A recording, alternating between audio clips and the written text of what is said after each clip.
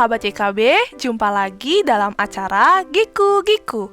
Bersama saya Ineke, tim aktivitas Sekolah Minggu GKI Kepaduri.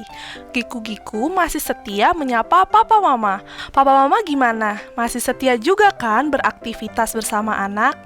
Terima kasih untuk Papa Mama yang sudah like program ini. Membuat kami lebih semangat untuk mencari ide-ide aktivitas setiap minggunya. Oh iya, di sini juga ada info dan tips parenting juga loh. Terus ikuti ya Giku-Giku dalam channel YKB GKI TV Giku-Giku, Gerejaku Girangkanku. Yuk Papa Mama, kita ajak anak-anak untuk beraktivitas bersama setelah sekolah minggu online di rumah.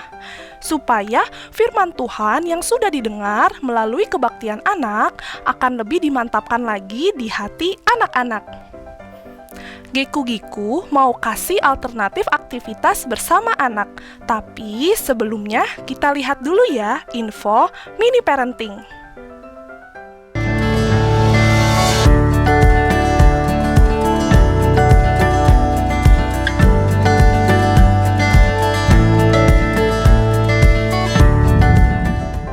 Loving Parents, jumpa kembali dalam acara Mini Parenting. Dalam acara ini kami akan menyajikan tips pendek tentang bagaimana mendampingi anak-anak yang Tuhan sudah anugerahkan di dalam keluarga kita. Saya, Pendeta Arlianus Larosa. Kita semua tahu bahwa komunikasi merupakan unsur penting dalam membangun sebuah relasi, termasuk relasi antara orang tua dengan anak. Cara kita berkomunikasi dengan anak membangun suatu pola yang kita sebut sebagai pola komunikasi. Pola komunikasi yang kita bangun bersama dengan anak ikut menentukan relasi seperti apa yang kita bangun bersama anak. Pola komunikasi yang dibangun berpengaruh juga pada perkembangan psikis anak yang berujung pada perilaku anak sehari-hari. Ada orang tua yang membangun pola komunikasi satu arah, pola di mana orang tua terbiasa berbicara dan anak mendengarkan. Orang tua memberikan petunjuk, anak melakukan. Orang tua memberikan nasihat, anak diam menerima.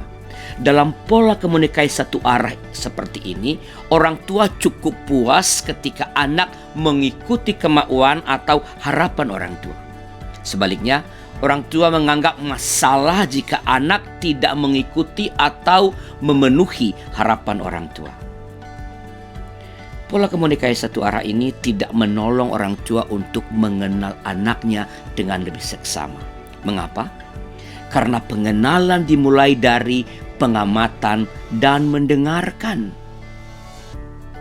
Sedangkan dalam pola komunikasi satu arah, orang tua jarang mendengarkan. Mungkin juga jarang mengamati, kurang memperhatikan komunikasi verbal dan nonverbal dari anak. Pola komunikasi satu arah tidak membuat orang tua mengenal perkembangan emosi anak.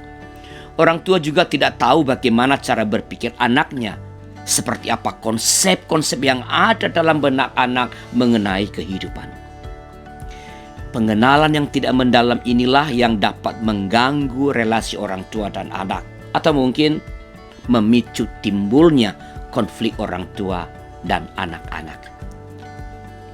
Loving parents, pengenalan yang tidak mendalam tentang anak membuat orang tua kehilangan arah untuk membimbing anak. Kita dapat mengalami kepuasan semu seperti, oh, anakku penurut, atau anakku tak pernah membantah, atau anakku selalu mendengarkan nasihatku. Pola komunikasi satu arah ini membuat kita menganggap anak kita itu menjadi anak yang baik-baik saja. Padahal ternyata mungkin perkembangannya mengalami kemandegan. Sebaliknya, akibat tidak sungguh-sungguh mengenal anak, orang tua dapat mengalami kecemasan yang tidak perlu. Mengapa anakku selalu membantah? Mengapa anakku tidak mau mendengarkan aku? Kita menganggap itu adalah masalah yang sebenarnya bukan masalah. Bukankah wajar, dear parents, jika ada perbedaan konsep atau perbedaan cara berpikir atau perbedaan harapan, walau ia adalah anak kita bahkan darah daging kita sendiri? Bukankah memang Tuhan menciptakan setiap manusia itu unik?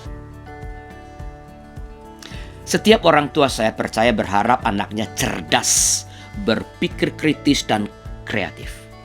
Namun, pola komunikasi satu arah ini tidak menolong anak untuk mengembangkan daya pikir kritis dan kreatif.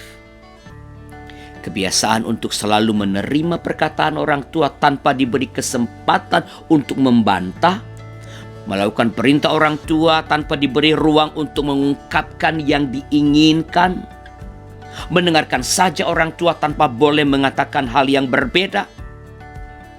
Ini semua mengumpulkan potensi berpikir kritis dan kreatif yang sejatinya ada dalam diri setiap manusia menjadi tidak berkembang.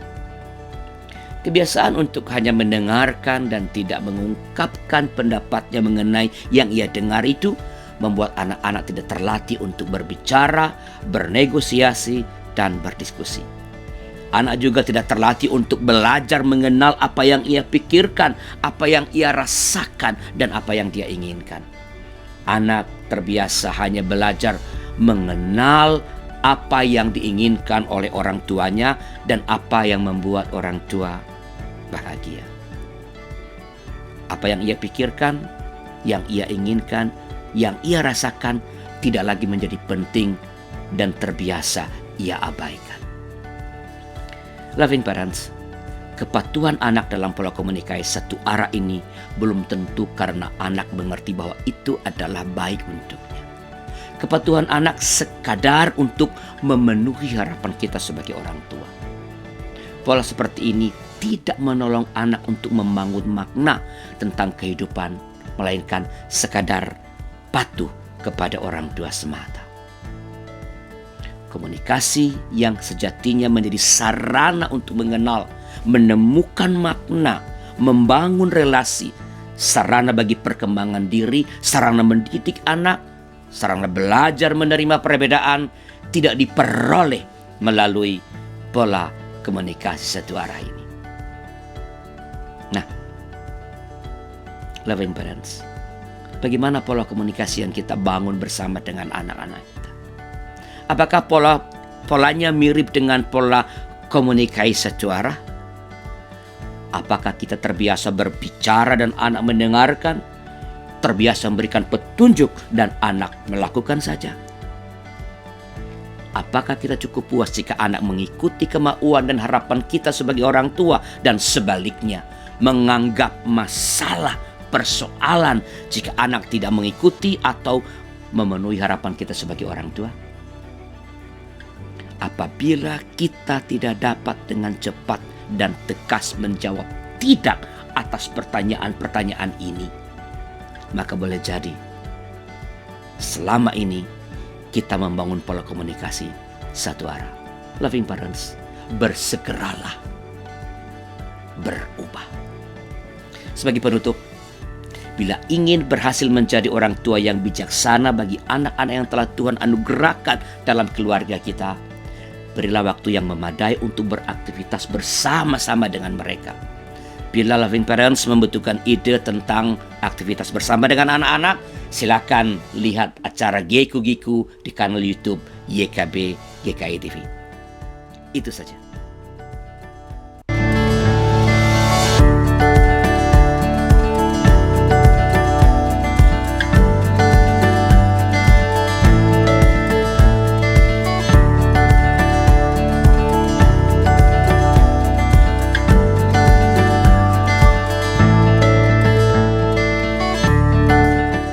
Sahabat, mari dukung pelayanan dan pekabaran Injil melalui YKB dengan membagikan link acara ini kepada sebanyak mungkin orang.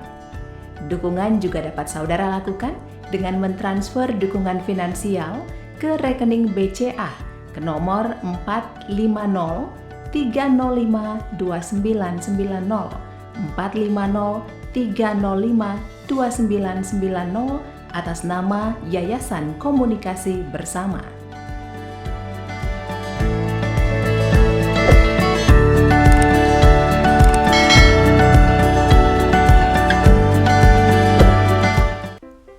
Papa Mama, bagaimana info parentingnya? Kalau Papa Mama ada usul nih, topik yang ingin dibahas di mini parenting, silahkan chat di kolom komentar ya. Ditunggu loh. Sekarang waktunya kita beraktivitas bersama anak. Giku-giku mau kasih alternatif aktivitas bersama anak. Aktivitasnya adalah giku-giku. Di sekolah minggu, anak-anak mendengar cerita Alkitab tentang dusta mahkamah agama. Bahan Alkitabnya dari Matius 28 ayat yang ke-11 sampai 15. Kisah ini mengajarkan bahwa berbohong dapat dilakukan siapa saja, dan berbohong bukanlah solusi. Ayo kita ajak anak-anak beraktivitas membuat pajangan yang dapat mengingatkan anak untuk tidak berbohong. Bahan-bahannya adalah piring plastik atau piring kertas,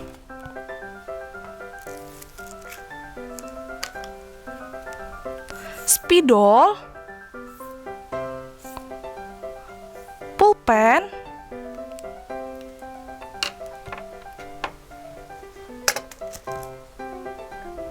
cutter,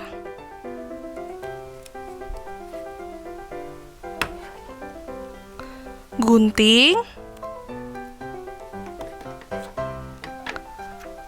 kertas berwarna, dan terakhir kita siapkan Alkitab.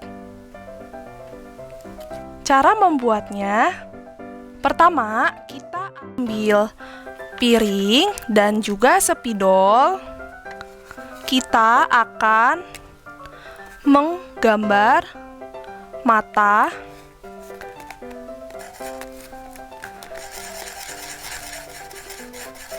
kita akan menggambar wajah, ekspresi muka. Kita gambar matanya pakai spidol. Kita gambar hidungnya. Kemudian kita bisa gambar mulutnya, bisa smile yang kakak Ineke buat. Ini mulutnya memberikan ekspresi gembira. Ya, seperti ini.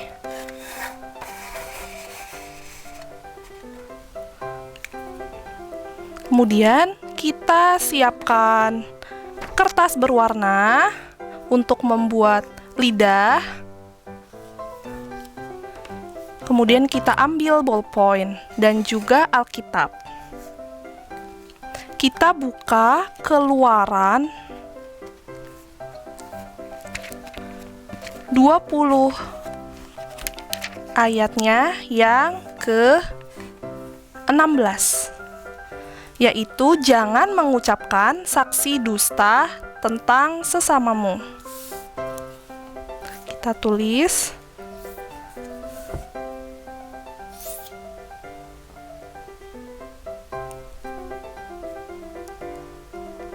ayatnya. Jangan mengucapkan saksi dusta tentang sesamamu. Ya. Kemudian kita tulis kitabnya di sini.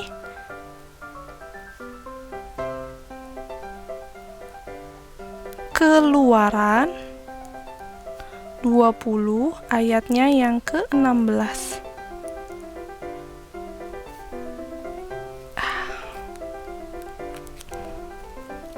Kita bisa tutup Alkitabnya. Kemudian kita ambil gunting. Kita akan membuat lidah dan kemudian kita tempel di sini. Kita gunting. Kita gunting seperti membentuk lidah ya. Ya. Nanti kita akan bolongkan dan akan masukkan seperti ini. Ya. Kita ambil cutter.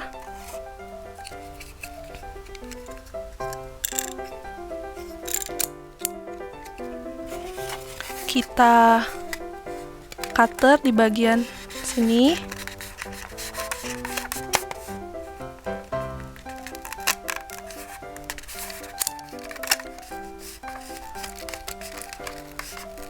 Bisa di tengah-tengah. Kalau sudah bolong, kita ambil.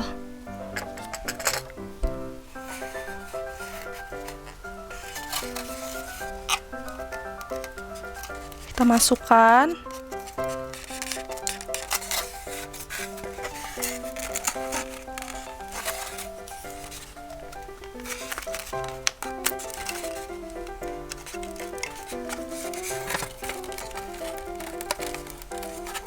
Ya, seperti ini.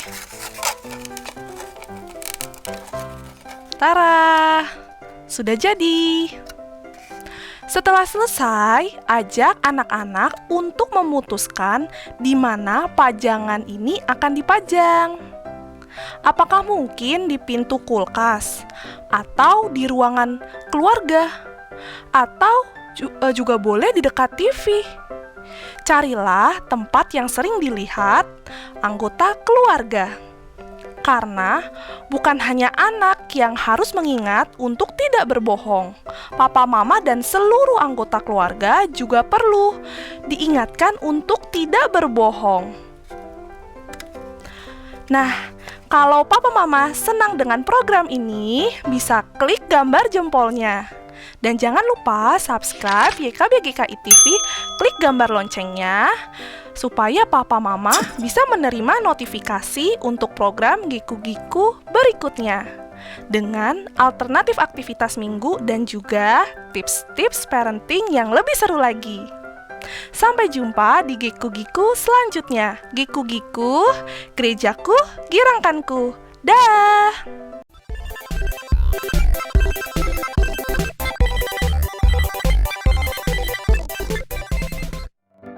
Sahabat, mari dukung pelayanan dan pekabaran Injil melalui YKB dengan membagikan link acara ini kepada sebanyak mungkin orang. Dukungan juga dapat saudara lakukan dengan mentransfer dukungan finansial ke rekening BCA ke nomor 450-305-2990 atas nama Yayasan Komunikasi Bersama.